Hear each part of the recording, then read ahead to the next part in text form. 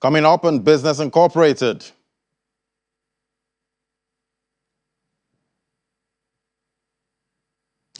Egyptian pound hits near record low at 19 pounds to the dollar.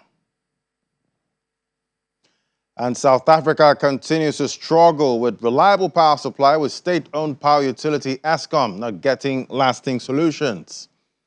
And ENI plans a second LNG platform off Mozambique as Europe seeks gas.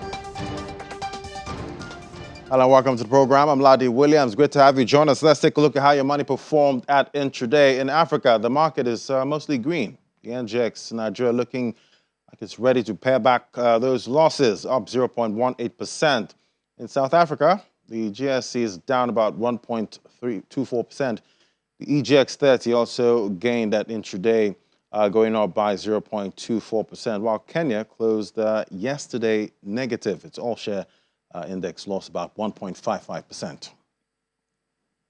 And in the Middle East, the market is mostly negative, with the Abu Dhabi index up over 1%, while the Dubai index lost about 0.86%. Saudi Arabia and Qatar indexes also traded opposite, with the Saudi index down about 0.61%, while the Qatari index inched up there by 1.24%.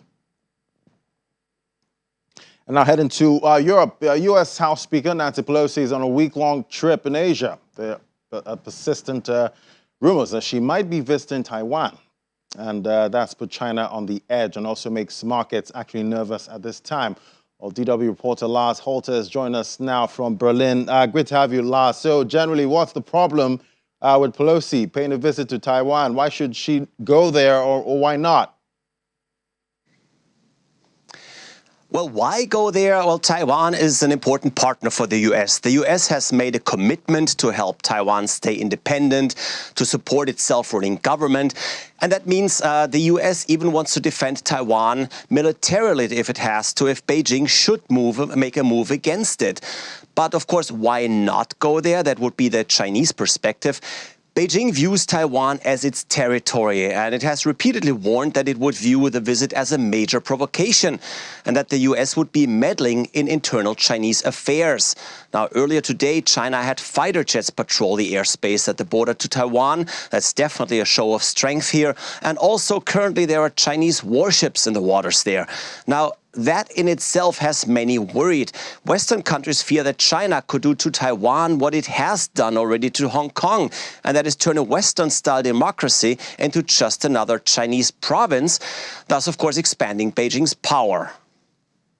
And why is Taiwan so important for the U.S. and even for the rest of the world? Well, there's two reasons. Taiwan, of course, is a technology hub. Taiwan is home to several semiconductor fabrication plants that cover 60% of the global market. That means more than half of all the chips used in phones and other electronic devices, but also in cars, come from Taiwan. We've seen a supply crisis recently in semiconductors, and that already had a huge impact on the world economy. Car makers had to shut down production, they had to shut down plants, jobs were lost, and any problems with Taiwan could cause a major supply disruption that would indeed have a global impact. And then also geographically, of course, there's the Taiwan Strait. That is the shipping route between Taiwan and China, and that is one of the most important shipping routes in the world. It is the passage to and from nearly all the important ports in Northeast Asia. Again, a disruption here would have major implications for the world economy, as ships from Shanghai or from Hong Kong could not necessarily reach their destinations. And I know the markets were quite jittery earlier. How are they looking right now with the whole story? Well, they have been reacting quite severely this morning. Asian markets, of course, reacting first when rumors of Pelosi's visit got louder. All markets there losing between 1% and 2%. That's Shanghai, Hong Kong, Tokyo. Clearly, the entire Asian region there is very much invested in this story. As for European markets, they also had a weak start following Asia here. Analysts point to the risk stemming from the Pelosi trip if she were to visit Taiwan, which is, by the way, still not entirely clear. Nobody wants an escalation. In Europe, some have pointed out that if there was another semiconductor supply crisis, for example, it would hurt the economy more than the energy supply crisis that we are currently experiencing because of the war in Ukraine. Well, markets are already looking quite jittery right now in the first trading days of August. Well, that was the last halter right there in Berlin.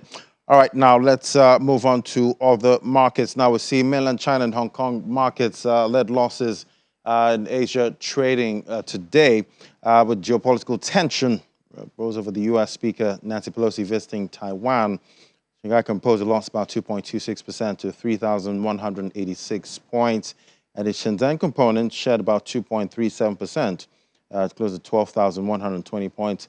At session's lows, both indexes were down more than 3%. Hong Kong's Hang Seng Index fell 2.36% to 19,689 points, with heavyweights like Alibaba, Meituan falling 2.85% and 2.11% respectively.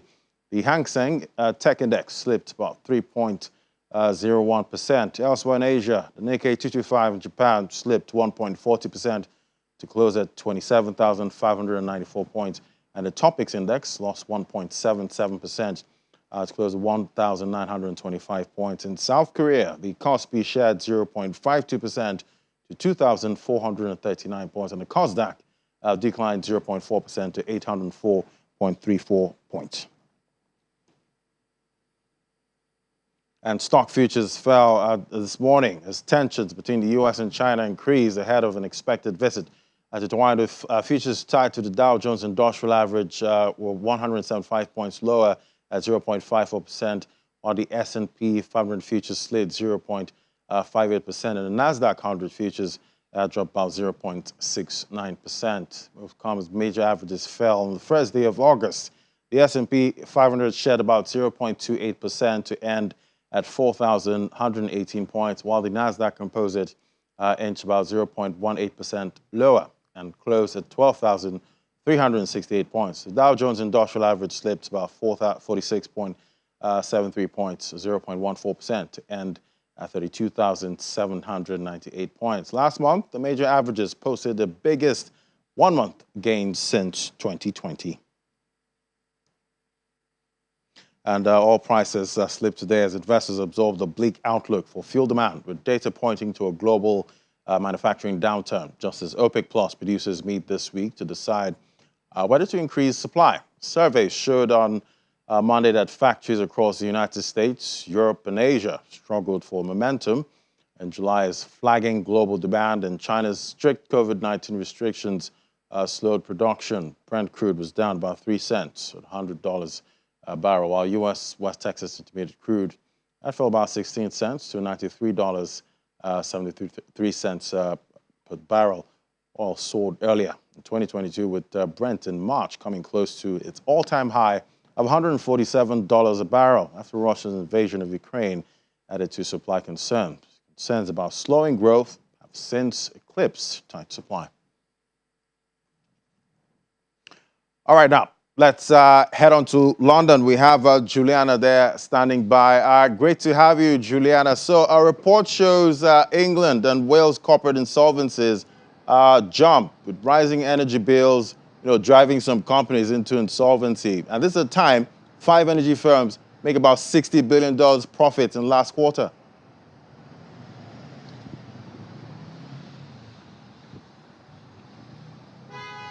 Yeah, you're absolutely right. Some pretty shocking figures that have been released from the Insolvency Service showing that in just a short period of time this year, over 5,000 firms have gone bust. Yes, you're right. A lot of this has been fueled by rising energy costs. But I think the biggest contributing factor to this, Laddie, has got to be the fact that the government have now pulled away all COVID support. So you remember, not only were millions of people in this country surviving on the furlough scheme, but a lot of companies were also receiving grants and business rates, deductions, a reduction in VAT, and they just haven't had that. And now there's been an increase in cash flow issues, which is why so many of them have had to file for bankruptcy. I think one of the most popular names, which many may remember, is Misguided, which a couple of years ago was the kind of big fast fashion online brand. They were able to attract lots of young people because prices were so low, but they just couldn't cope. They couldn't cope with the competition. They couldn't cope with the fact that consumer habits have changed, and so they filed for bankruptcy. And as we can see from the data released this morning, over 5,000 companies also joined them. Yeah, and UK's Domino's Pizza says inflation took a bite out of profit. I guess it's wheat prices weighing on that company.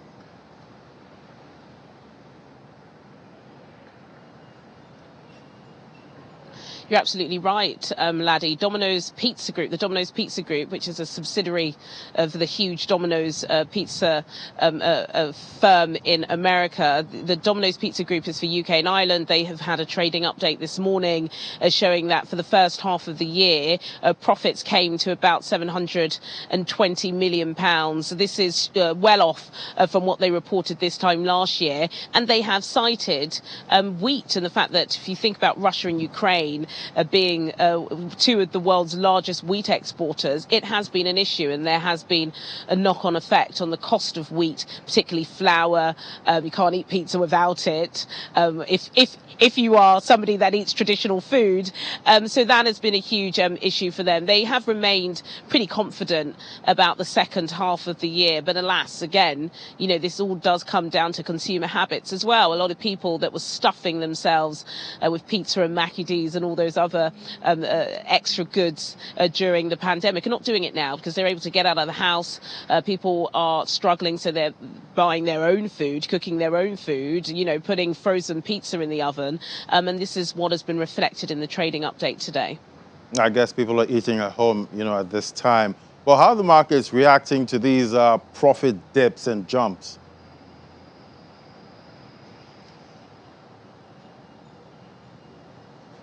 Well, the market's not great, actually, despite the fact that I was discussing with Innie on business this morning that BP have reported yet again an extraordinary trading update. They've had their highest second quarter profits in over a decade, or on the bread line. But at intraday, the FTSE All Share is down 0.37%, FTSE 0.06%, FTSE 250, the domestic market, down by triple digits, 1.07%. In the currencies market, the British pound is trading down 1%, also down against the euro by 0. And down against the Japanese yen at intraday by 0.73%, Laddie. Right, major markets spooked at this time. Thank you so much, Juliana. All right, now, well, after the break, more stories on the African continent. Do stay with us. This is Business Incorporated.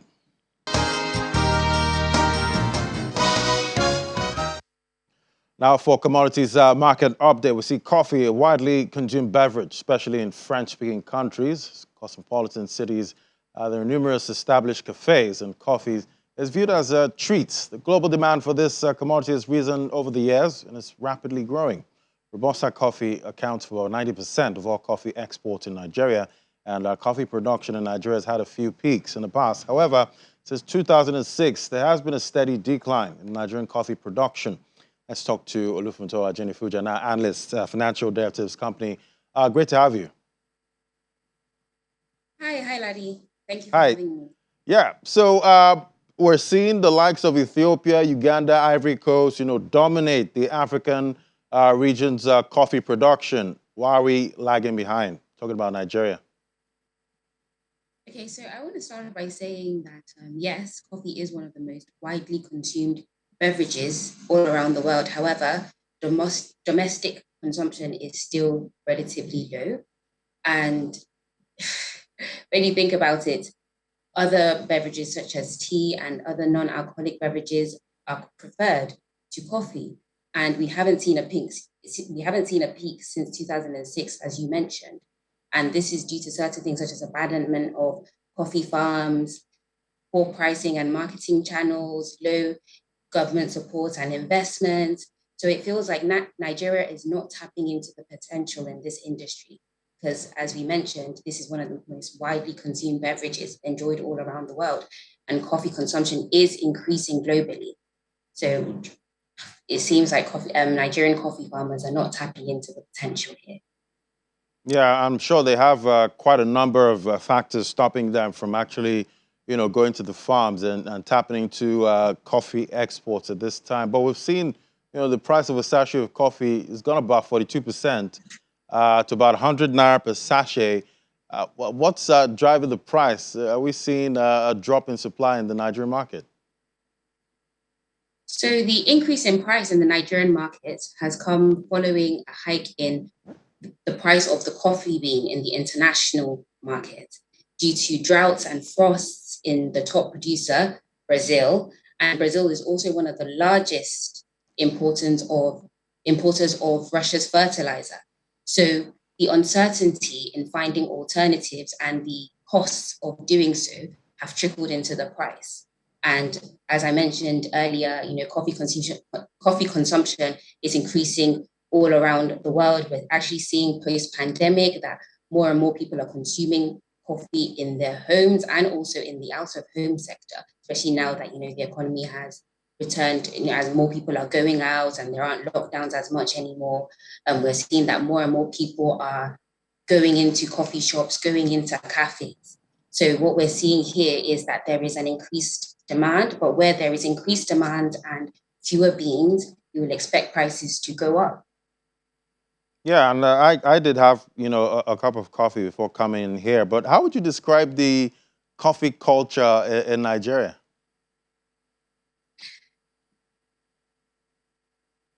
So we're actually seeing the coffee culture in Nigeria evolve, especially as more and more people work from home. So people actually seek, we're seeing a lot of independent and small coffee shops set up shop in Nigeria, and we're seeing, especially people in, the elite and urban dwellers, we're seeing people flock to these cafes and shopping coffee shops because, coffee is actually called the social drug. So they actually go to these places to work and to socialize with other people in the working class. So that's why we're seeing more people patronize these coffee shops and these cafes, even though there is an increase in price. Obviously, the average Nigerian is not really able to patronize these businesses. That is why one of the most popular coffee brands here has has produced mini sachets that will be more affordable for these people to patronize. But, in terms of coffee culture here, it is growing. It is growing. However, domestic consumption still has a long way to go. Um, but I think we can expect that more and more people will consume coffee. However, we have to bear health effects in mind because there has been a wealth of information educating people on the detrimental effects of caffeine. And that's why we're also seeing demand shift to decaffeinated options and, decaffeinated alternatives for coffee and tea. So health effects definitely have an impact on what demand will be in the future and how many people will be opting for coffee. And I think people are becoming more health conscious. So they are looking for alternatives that will still provide them with, the buzz they get from coffee, from caffeinated coffee, but they are seeking alternatives that are healthier for them and won't be detrimental to their cardiovascular health or mental health, because there has been information saying that caffeine isn't good for your heart, isn't good for your mental health. So people are becoming more aware of this and are seeking alternatives. Yeah, and some also say coffee helps you concentrate too. Sometimes, yeah, we've heard different opinions, when it comes to the health implications of coffee. But what would you say is the potential, for Nigeria, going forward, getting into that league of exporters, bringing in revenue because we need that foreign exchange at this point.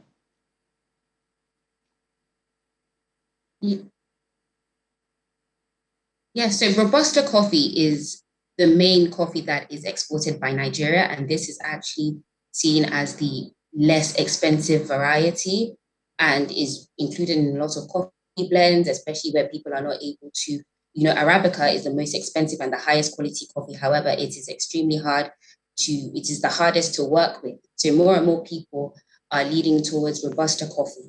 And as I said, that is what is produced here. So I feel like I believe that if Nigerian farmers are able to tap into this potential and are following what is happening in terms of global trends and coffee consumption, there is a huge market for it. And as I said, more and more members of the working class are seeking cafes, coffee shops. So there are actually opportunities for small businesses as well, because coffee is a social drug, like I said. So there is a huge opportunity here if we are Quite able to interesting. produce high quality coffee domestically as opposed to importing and paying a higher price for Right, it. and getting all those exports out there. Thank you so much, Olufunto Ajeni Fuja, analyst, financial derivatives company. It was great having you.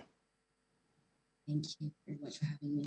All right, now let's move on to other stories. Now, we see ENI is planning to second liquefied natural gas production vessel offshore Mozambique that could be built in less than 4 years to help Europe diversify supplies of its fuel. The Italian oil and gas producer's potential project would complement its $7 billion Coral Sul FLNG platform, moored off Mozambique's northern coast. That's scheduled to start exporting the fuel this year.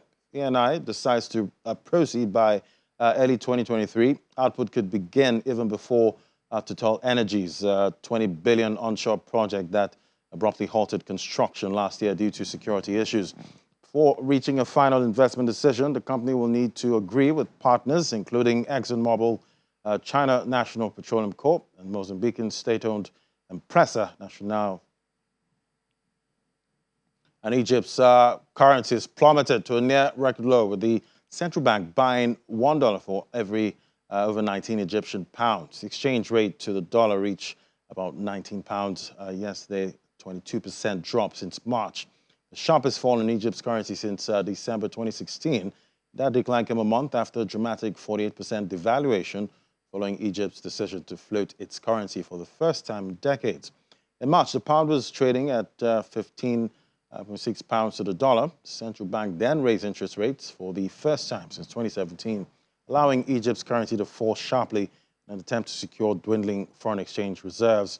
Foreign currency receipts dropped more than $7 billion in April and May, standing at $33.4 billion in June, after investors exited what had previously been a favorable market.